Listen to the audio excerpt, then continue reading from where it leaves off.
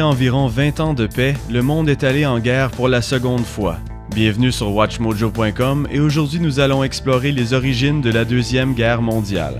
La Deuxième Guerre mondiale est considérée comme un résultat direct des tensions irrésolues et de la colère restante de la Première Guerre mondiale. Cependant, la Grande Dépression dans les années 1930 était un autre facteur qui a mené aux sentiments négatifs et aux changements dans les attitudes publiques envers les dictatures. La Première Guerre a facilité la montée d'Adolf Hitler et de son parti nazi.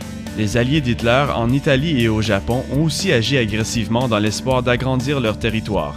L'hostilité de ces pays envers le communisme de l'Union soviétique était un autre facteur menant à la guerre. En fait, un nombre d'idéologies ont aidé à déclencher la guerre. L'expansionnisme agressif des pays tels que l'Allemagne et l'Italie, les dictatures fascistes et le racisme profond sont tous considérés des facteurs contribuants.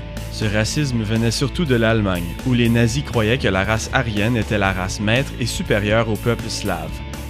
Les pays qui ont éventuellement formé les Alliés ont agi passivement face à la menace de l'Axe.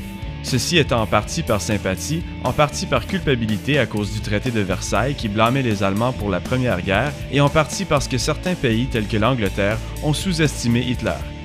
Entre-temps, la Ligue des Nations s'est montrée inefficace dans l'effort de maintenir la paix. Quelques mois après que le Japon se soit retiré de la Ligue des Nations en 1933, l'Allemagne a suivi. En 1935, l'Allemagne a brisé les conditions du traité de Versailles en introduisant la conscription militaire obligatoire et en commençant à se réarmer. Ce pays a continué à briser ces conditions dans les années suivantes. En fait, en 1936, Hitler a remilitarisé la Rhénanie. C'était autour de ce temps que l'Allemagne nazie a formé son alliance importante avec l'Italie.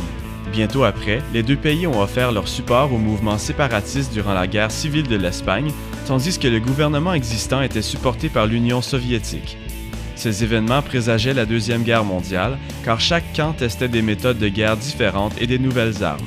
Un événement spécifique qui préfigurait les horreurs de la Deuxième Guerre a été le bombardement de Guernica en avril de 1937. En 1938, les motifs d'Hitler étaient clairs.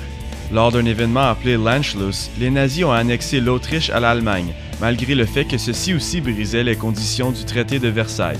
Plus tard dans cette année, Hitler a été apaisé par l'Angleterre et la France quand ces pays ont signé l'accord de Munich. Ceci a permis à Hitler d'annexer une partie germanophone de la Tchécoslovaquie pour maintenir la paix. En août de 1939, l'Allemagne nazie a signé un traité de paix avec l'Union soviétique. Cependant, le premier événement officiel de la Deuxième Guerre mondiale a suivi bientôt après.